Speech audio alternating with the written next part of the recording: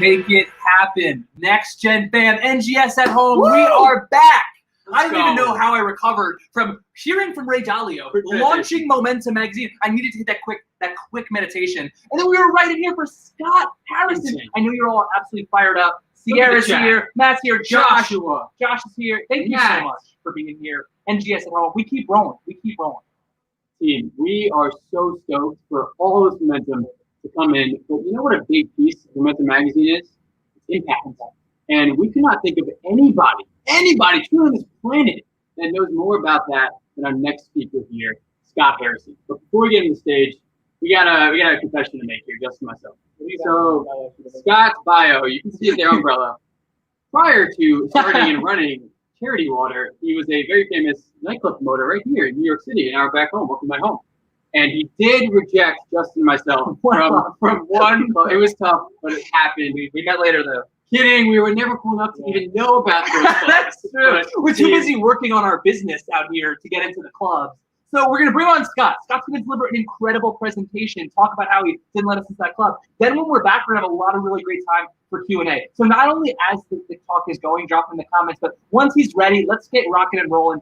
Rob, we see you. Josh, we see you. Let's make some magic happen. You ready for it? Scott Harrison, founder, CEO, Charity Water, helping bring clean water to millions of people across the world.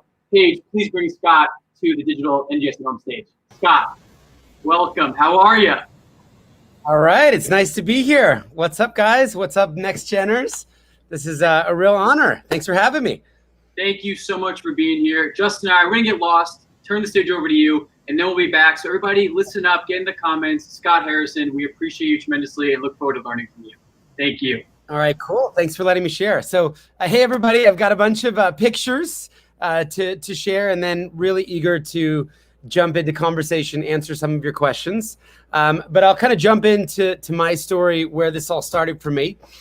I was born in Philadelphia, middle-class family. My dad did something with electrical engineering that I didn't understand.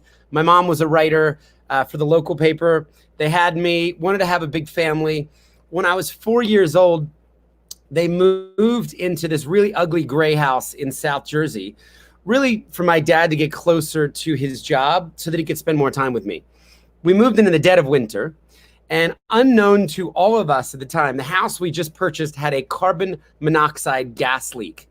And on New Year's Day, 1980, my mom walks across the bedroom. She collapses unconscious.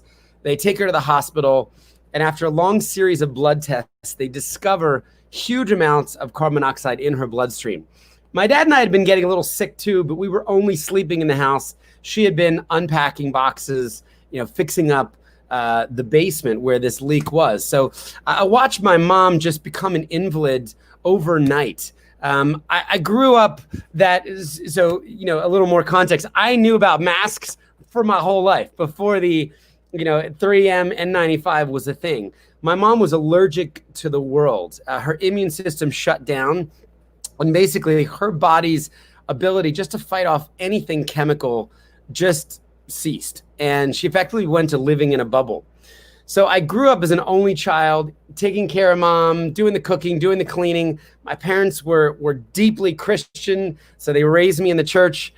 They gave me a bowl cut. They used to use cereal bowls to actually cut my hair, as you can see from this fine photo of me playing piano in church on Sunday. And, my childhood was kind of the sacrificial childhood, the good kid, didn't smoke, didn't drink, didn't sleep around, didn't cuss, and I took care of my mom. Probably all know where this is going. At 18, I discovered that I was only about 2 hours away from the city where you could get in a lot of trouble. And you could explore maybe the opposite of all of the conventional rules that I'd been taught. So I moved to New York City at 18. I joined a band. I grew my hair down to my shoulders. That's a terrible idea. So is the band. We break up a couple months later because we all hate each other. But I discovered that there's this fantastic job in New York City where if you wanted to rebel in style, you can do this and you can get paid lots of money. And it's called a nightclub promoter. So all you have to do is get the right beautiful people inside the right clubs, and you can tax them. You can charge them exorbitant amounts for cocktails. I learned that we could sell, a cocktail that we could make for 25 cents and we could sell it for $25. People would spend $1,000 on a bottle of champagne that only cost $50 if you could create the right environment.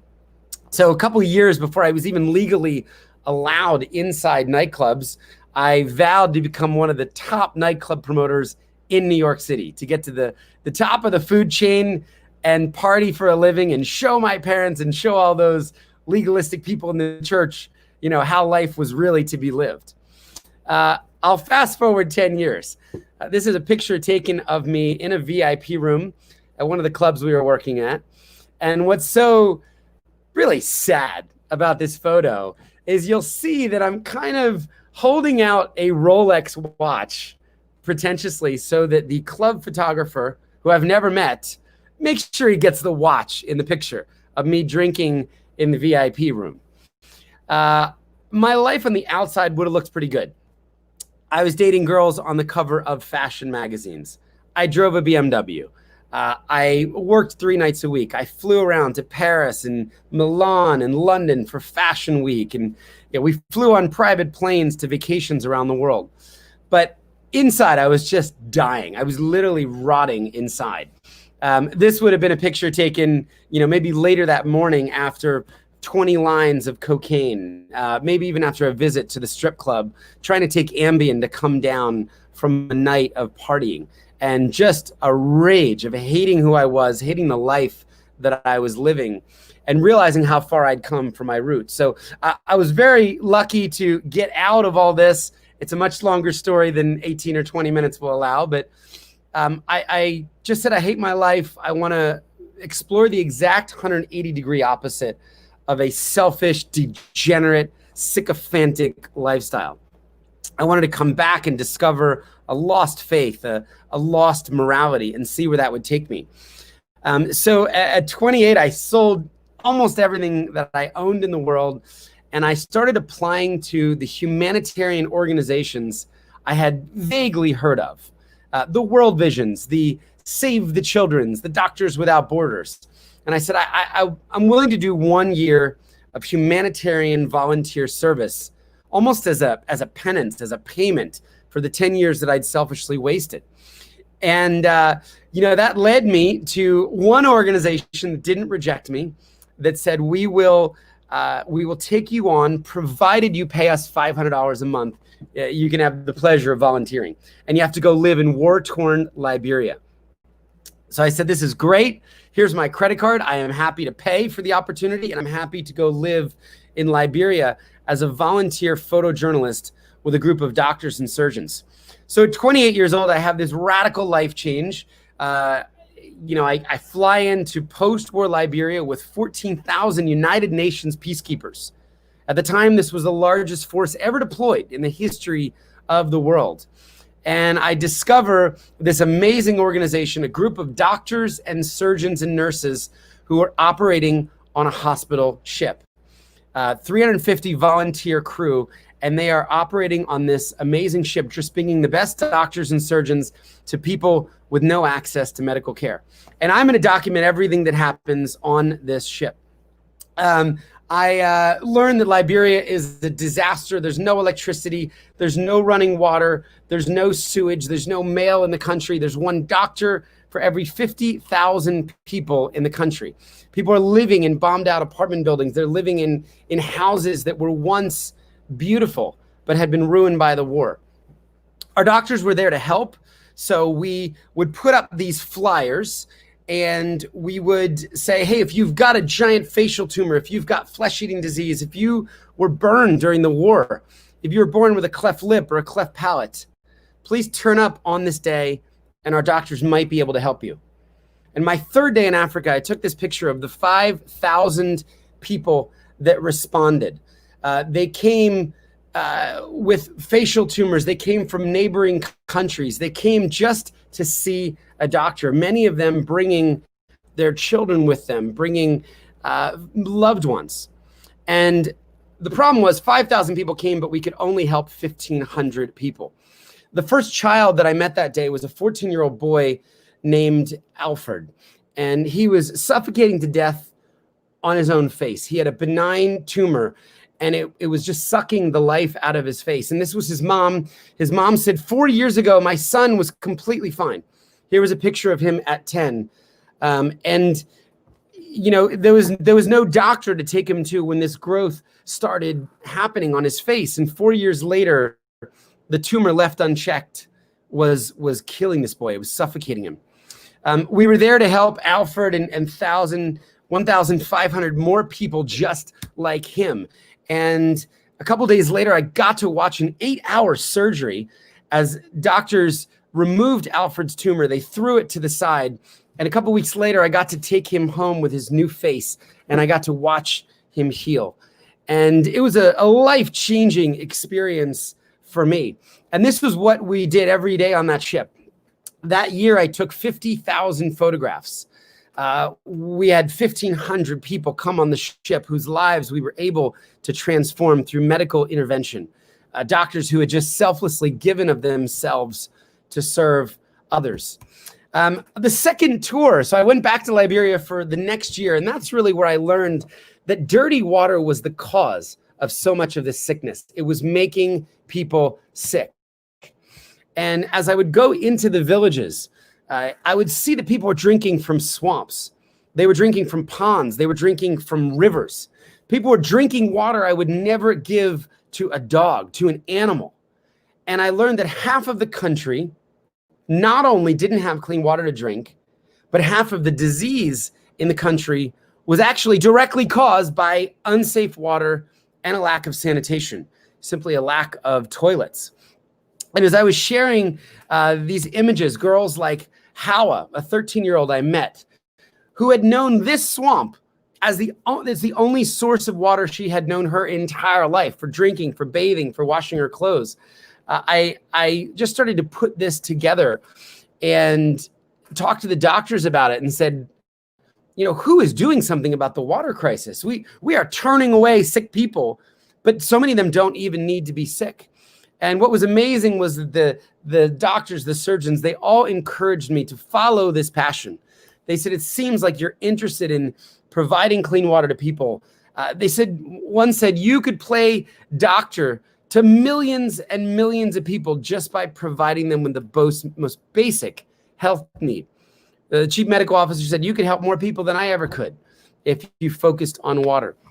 So the end of 2 transformative years with Mercy Ships, and by the way, I'd given up smoking and drinking and drugging and all that. I really made a clean break from the vices of that former life, and I'd embraced this new life, being around people who serve, being around doctors and surgeons and humanitarians. So I said, okay, maybe I can do something with water. So I came back to New York City, and I really felt like at 30 years old, I had my life's mission. Very simply, help bring clean water to every human being on earth. And I've been working at that now for 14 years since that moment. I'll talk a little bit about the issue. There is a lot to be done.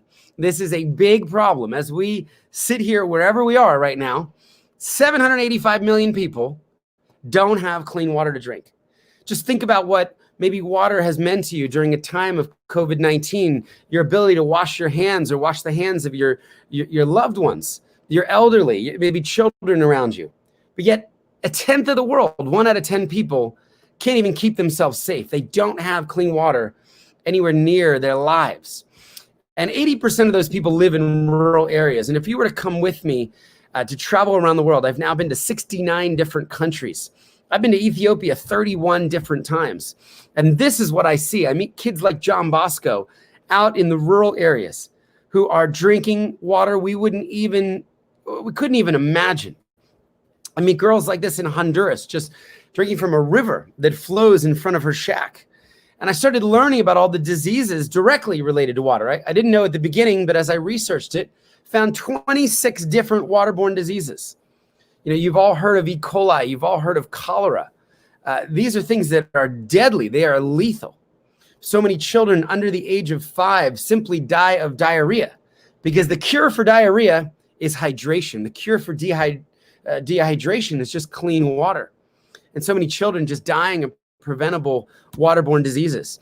I learned not only of the impact of dirty water on health, but also on education. And I learned that 1 out of every 3 schools in the world not only didn't have clean water, but also didn't have a toilet. So imagine going to a school or sending a child to a school with no clean water, with no toilet. And this is one of the main reasons why young girls drop out. And they don't go to a school for 4 or 5 days a month if the school doesn't have a toilet, if it doesn't have clean water.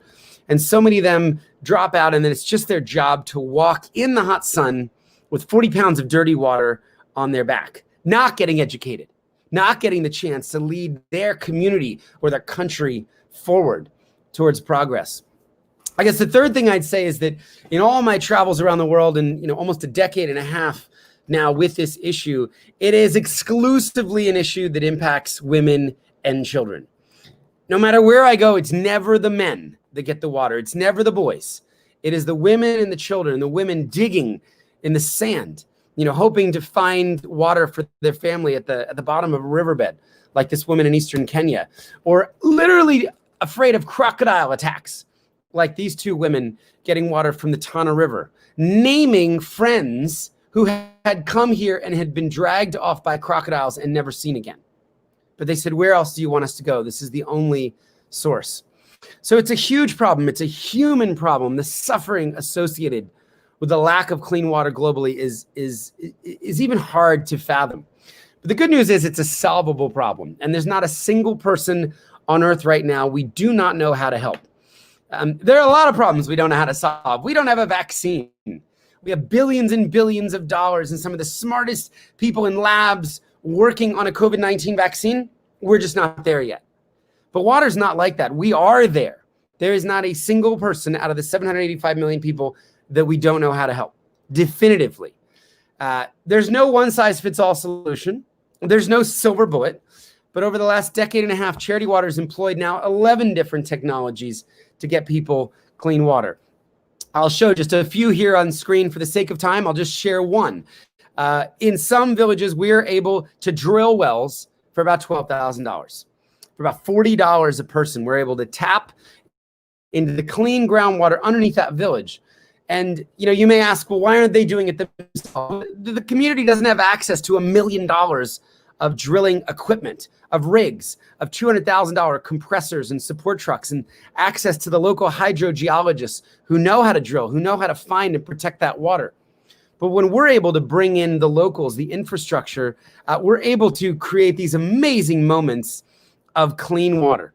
This is a village in Ethiopia, a school and a village that got clean water for the first time. There was a lake underneath this school where 2,000 students drank from a swamp, where the teachers and the parents all drank from a swamp. And for $12,000, there was enough water for everyone. This is a village in Malawi that got clean water for the first time. And this village actually showed their commitment by building a road. It took 4 months for them to build a road. Every family sending one person for 4 months to allow the drilling rig to access that village. When you're able to bring clean water into communities, it really has this transformative effect. And kids drink clean water for the first time in their life. The health of the children, the health of everyone in that community improves. Kids get better education. More girls are able to go back in school. We hear amazing stories of entrepreneurship as women get clean water and get all this time back in their day that they no longer have to walk to the faraway swamp, the faraway river.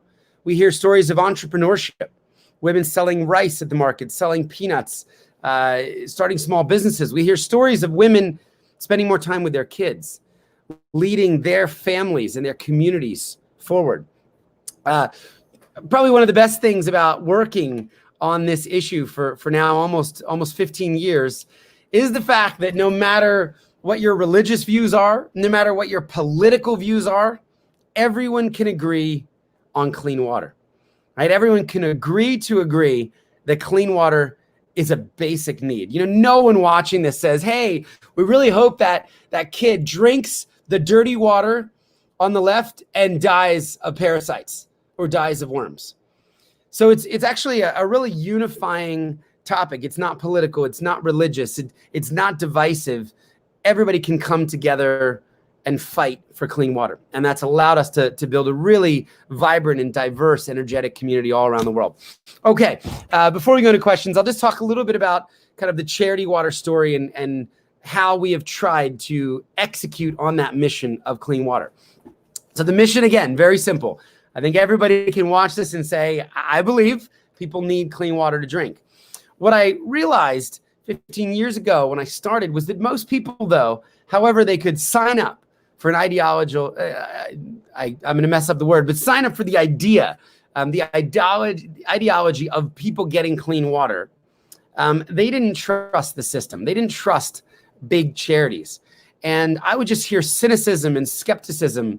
I think this has changed for the better. But so many people had stories of scandal, of charities gone wrong in their back pocket. And I realized that maybe we could come up with a completely new business model, a new way of handling money as a charity that would speak to those objections.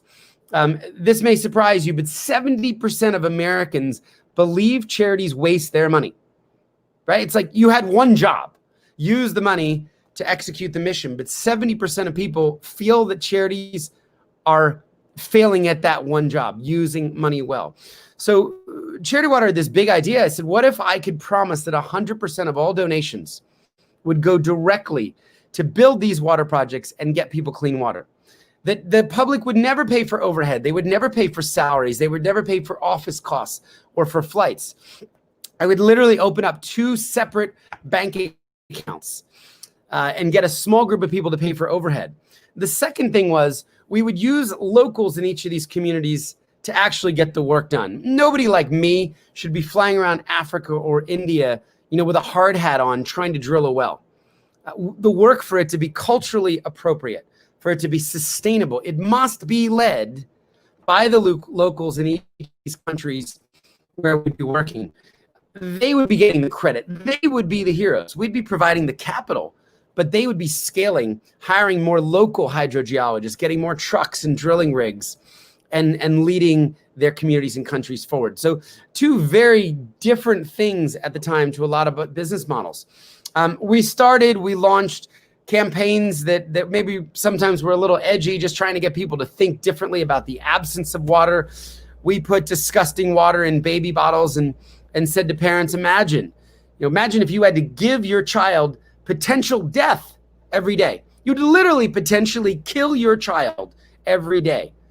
Well, that's what kills 4,500 kids every day, whose parents have no other choice. And I believed if we had dynamic creative, we would get donated media. And that turned out to be true, as New York City would give us buses and taxi tops where we could take the mission around the country, and $1 million TV spots donated where Charity Water could run our PSAs. We launched gallery exhibitions where we would take wealthy people and we would just shoot them in the same situations as the people we were seeing and hoping to serve around the world. Would you let your mom drink brown water that looked like that? Would you let kids going to a private school that might cost $30,000 a year haul dirty water on their backs?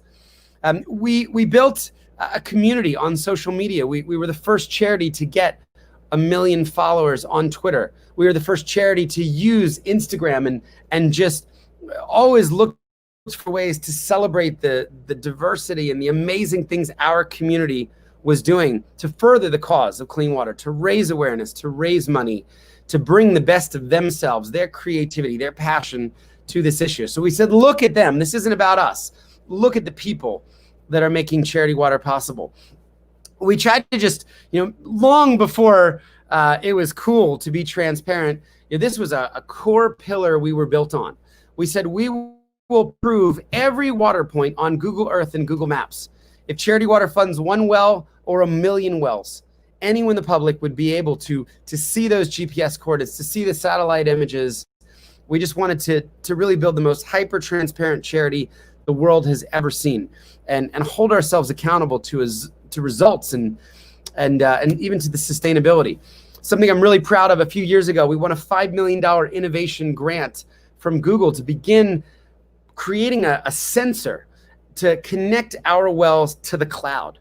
Maybe you're asking, okay, that's great. You build a well in Ethiopia. What if it breaks 5 years later or 10 years later? And we wanted to know that as well. So we started wiring up our wells in the most remote locations around the world. And now on the wells that have sensors, we can not only pinpoint, even for a donor or a group of donors, where that well is, how many people live there, exactly how much that community costs. But now we can show them not even just the satellite images, but how much water is flowing every single day. So they know that donation is continuing to pay off and people are continuing to be served. When a well breaks, the sensor can alert technicians, mechanics who can drive out to that village, make the repairs, and those repairs are paid for by the local communities themselves. So in 13 years, it's been a wild ride. This is actually our 14th year. But over 1 million people have said yes to clean water. They've said yes to joining the Charity Water movement. And this week or next week, we're going to break through $500 million raised by this dynamic community, by these small donations adding up. We've grown the organization to about $100 million a year. And again, for us, it's not about money. It's how many people we are able to serve, how we can turn that clean water or those donations into clean water for people in need. And that number is 11 million. So Charity Water has now funded projects across 28 different countries for 11.2 million people. We have only about 80 people full-time in New York City and distributed now, but over 1,300 locals in each of these countries working on the Charity Water projects. And that's something I'm so proud of, that most of the workforce is around the world. It's people in Ethiopia, it's people in Cambodia or Bangladesh or in East Africa and West Africa, taking that money and really turning it into clean water for their own countries. Obviously, this guy's gone. Thankfully, I came to my senses. It took 10 years too long of rebelling and being that prodigal son. But ever since I really turned on this path, I have been blessed. I have an amazing wife that I got to work with for 10 years building Charity Water. We have 2 kids. That's my son, Jackson. That's my daughter, Emma, who was born on my birthday and Charity Water's anniversary. And it's been an amazing thing to get up every day, to travel around the world, now to communicate online and just invite people to be a part of solving a human problem, so solving a global problem, but knowing that it's actually possible. If you're interested in the whole story or more, I did get to write a book last year.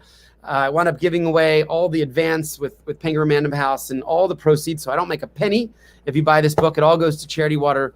But we were so blown away by the reception. It debuted on the New York Times bestseller list. It was endorsed by people like Bill Gates and Mike Bloomberg and Richard Branson, who really got behind the book and the project.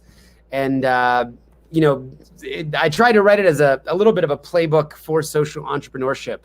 There's a lot of mistakes in there. There's lawsuits. There's just boneheaded things that we did wrong, but hope that it might be useful to you. So in closing, I still believe this. I really believe that together, a community of people who reject the apathy that it might be so easy to accept when it comes to this global issue, or really any other paralyzing global issue, whether it's hunger or sex trafficking or racial justice issues in our country, we really can affect huge change. We really can get this done.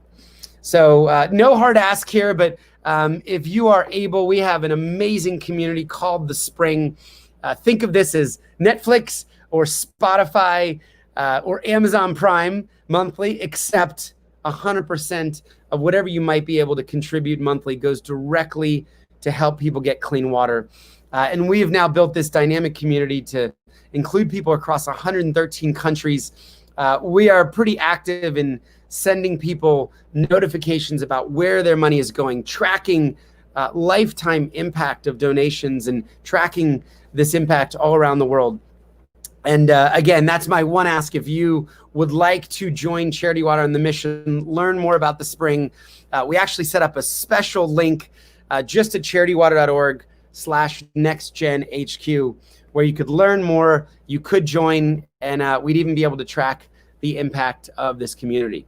And of course, if you wanted any info on the book or to share it with somebody else, I just wrote it in the hopes that it might be helpful. If a nightclub promoter who used to be, a drug addict basically can raise $500 million for clean water, certainly anyone can. It's really possible, and I believe so many people I know that are watching.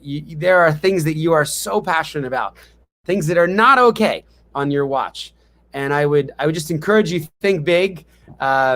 People ask me all the time, did you ever think you'd build $100 million a year charity? Did you ever think you'd raise this much money? And the real answer is we have done a fraction of what I believed was possible and what I still believe is possible. We've achieved maybe 5% of what I'd hoped we would have achieved at this part in. And I think that dissatisfaction, often keeps things moving. We're done when nobody on earth is drinking disgusting water. No child is dying of diarrhea. No woman is getting raped or attacked by a hyena or an alligator on her way to a water hole. And, we're still 780 million people away from that. So thanks for letting me share. I hope you might consider joining us. And I'm excited to get off the slides and jump back into more of a discussion. So I will stop sharing and hope that worked. Scott, oh my goodness. Thank you so much for sharing your story with us. The comments, I can't even tell you. We have Sierra saying, let's take this momentum and go change the world. Robin commenting on the power of authentic storytelling. Rich, Emma, Sam, Remy, Anika, everybody on Cloud 9. I'm about to go run through a wall right now. But Scott, I think this speaks to a core skill of yours, and it really boils down in what I'll call storytelling. You are able to take such a vast, complicated, multi-layered problem that our world is combating every single day thanks to leaders like you, and boil it down into a one-slide advertisement campaign that Justin and I can understand, that our community can get behind and share on social media. How have you approached crafting this skill of storytelling as you transition from club promoter telling one story to now telling a story that you believe matters so dearly? First of all, I'm glad you picked that up. So I would say, if you are starting a charity now, if you took away everything from Charity Water and said you could only pick one thing that you guys do well, I would pick storytelling.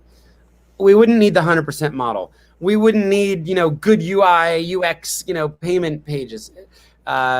We wouldn't need a brand and maybe even great design. I would take the ability to move people through stories. And unfortunately, so many charities lead with data. They lead with facts.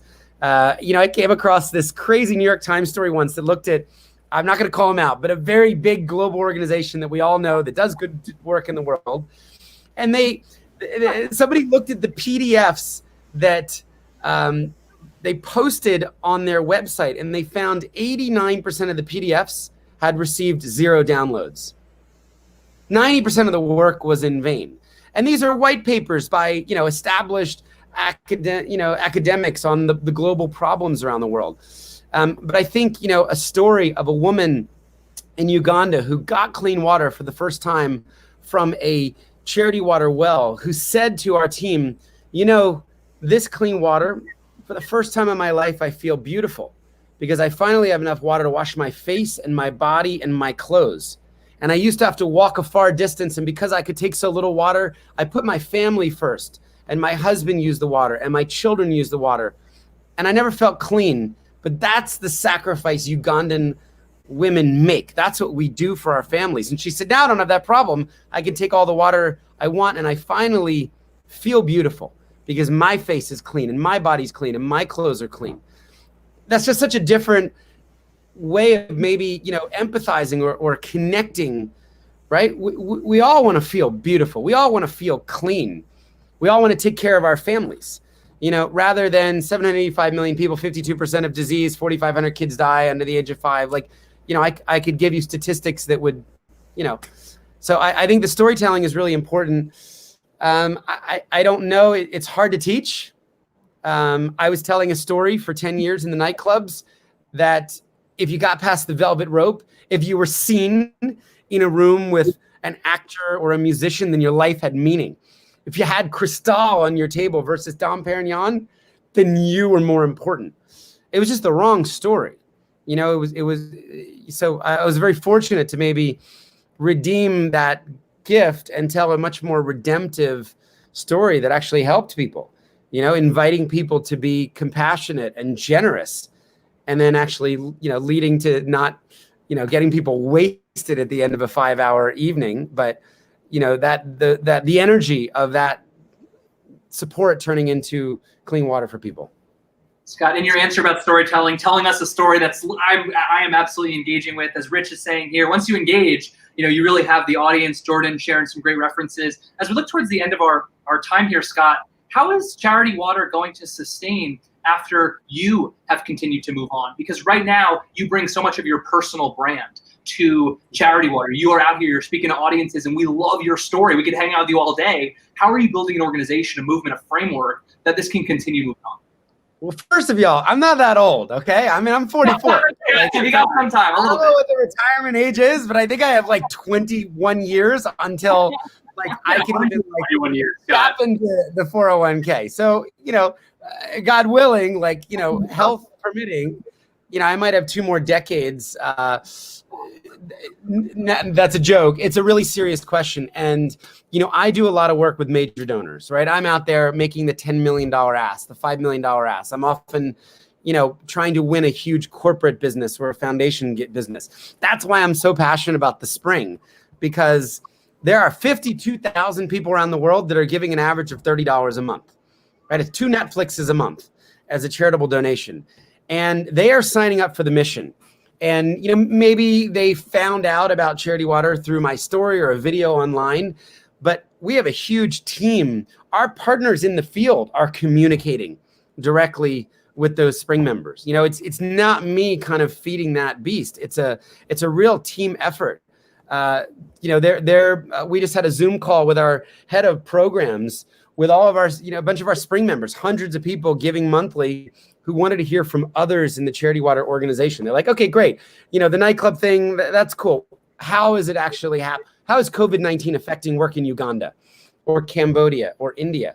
So it's been a great opportunity to bring in the amazing Charity Water team, the 80 extraordinary people who work at Charity Water here, and then some of the 1,300 people around the world to connect. So I think the spring is the future. I mean, Daniel Ek, the founder of Spotify, is a dear friend of ours and a longtime supporter. But how many of Spotify's, 100 or 150 million supporters are buying Spotify because of Daniel Ek? A talented Swedish entrepreneur in Stockholm. They're buying the product of Spotify. They're buying the music. So I really hope that the spring community will go so far beyond any energy or anything I can bring to the table. And so that's the future, I think, because there are a lot of people out there that can give $5, $10, $20, $30, $40 a month. And, just imagine if we had 1 million members, let's say giving $40 a month, we would help 1 million new people every month. Imagine a year where 12 million humans get clean water because just 1 million people said I could do, $40 a month. I could do a little more than $1 a day. So that's the future. Absolutely inspiring. And just for the record here, we have many in the comments saying age is a gift. And so we know that you will utilize and leverage that gift very much so in your young age here. Scott, and I have to say, my 6-year-old just said, "Hey, Daddy, how old do I have to be to work with you?" So I didn't know the answer to that, but he's been on the road with me, and there's a thought, like if my kids show any interest in being involved in storytelling or becoming an advocate for any justice issue, whether it's water or just people in need, I would love for them to use that privilege. I mean, they are born into privilege. They're born into a middle-class family that we get to do great work, but I would love for them to kind of pass on the torch. So at 6, it's a little hard to have that conversation, but he's interested at least. Hey, well, you know where to send him when he's ready for this whole entrepreneurship and building his business. That's right. We can't wait to welcome him there. And Scott, one last thing I would just say, my wife is actually doing some interesting work with nonprofits. She just started something called thebrandedstartup.com, and she started trying to help. She started trying to help for-profits, and then she's like, "What am I doing? I spent 10 years building Charity Water, raising $500 million. Why don't I help some of these nonprofits out there?" So she is doing coaching, mentoring, some classes on subscriptions. So just a plug. Like there's so few people that are teaching social entrepreneurship, and I hope our family through the book and through some of her courses are able to inspire and coach this amazing next generation, really, of people who are going to change the world. Social entrepreneur was not a term when I started. It wasn't even a term. And, I bet there's a bunch of people watching who are going to do great things and find that thing that's just not okay on your watch. And you're going to go make a huge global impact and get to live out your values through your work. I love that, Scott. And everybody who knows you either from this talk for the first time or has followed you in Charity Water online, I think something that really remains true in everything you say is that you are so consistent and that you are so on brand in the sense of the mission is first, everything is second. Right? We are here to do a job. We are here to serve. Justin and our next generators will know when we welcomed Brett Hagler to the digital stage a few months back, he's here singing Scott's praises because he has heard from you firsthand. My wife is literally on Brett's board call right now. She's on the news. We're gonna live tune in. We're gonna play right upstairs in this room on a news story board call. So it's a small world. That is amazing. That is amazing. Well, Scott, we have the link to send everybody to join and to get a part of that Charity Water organization and the mission that you are pushing forward. But before we let you go today, one thing we love to ask our Next Gen HQ guests, and especially here at NGS at Home, Scott, what fires you up about the next generation? You talked about social entrepreneurs. You are on the forefront of technology with these grants and connecting wells, which you and I behind the stage joked about, the actual dimensions and the depth. But what fires you up about what's possible, thinking ahead 5, 10, 15 years in the future? I think it's the interest and the shift of making money. I mean, it felt like, a bunch of young people 15 years ago wanted to make money. They wanted to ring the bell. They were interested in going into Wall Street in New York or, becoming the next tech billionaire. So many people now are interested in living a life of purpose, in making their work matter. And I think there's a realization that, being rich is not what it's about. It's really about leaving a legacy of helping others. So it just seems like the young people I talk to now are driven more by a sense of purpose, a sense of meaning, a sense of laying down their life for others, a sense of using, any sort of privilege across the spectrum that they were born into, maybe not to step on people, but actually to give that away, to use it, in the benefit and the service of others. My favorite quote, if you saw me on a big stage, I always end with this quote from an ancient rabbinic text, and it says, "Do not be afraid of work with no end." Do not be afraid of work with no end. And that's really what kind of keeps me going. When, and I don't say if, when the water crisis is brought to an end, I don't imagine that our team would drop the mic and say, "Hey, we were a part of that. Let's all go get rich. Let's go take those jobs that were all offered to us along the way." I think we would take everything we'd learned and we would focus on another pressing issue: hunger, a justice issue, healthcare, shelter, like Brett. So it's this kind of never-ending work if you're positioning your life to be of service, if you're using your time and your talent and your money in the service of others. Scott, we know that you have inspired so many, Jordan, Rich, and Chantel in the comments, to name a few, who are looking to go live that life of purpose. Group. We're going to share that link in the comments so they can get part of the spring, continue to stay engaged with your mission. Scott Harrison of Charity Water, thank you so much for joining us at NGS at Home. Thanks for having me on. Really appreciate it. That was incredible. Wow. The storytelling magic, literally magic of that guy. Insane. Incredible. Insane. The one thing he'd say he'd leave with Charity Water, the one thing is the ability to tell a story. Paint that picture. Bring it to life. The data's not going to do anything. Bring it to life. This is Dylan's picture that he drew, by the way. Tell that story to bring it to life. Absolutely incredible. Do not be afraid of work with no end. Amanda, you're hopping in the comments. Incredible. I think it's so key also, team, that our 3 keynotes today, Jasmine Crowe first, Ray Dalio second, and now Scott Harrison, they all said, sure, there might be some money along the path, but they're doing it for the mission.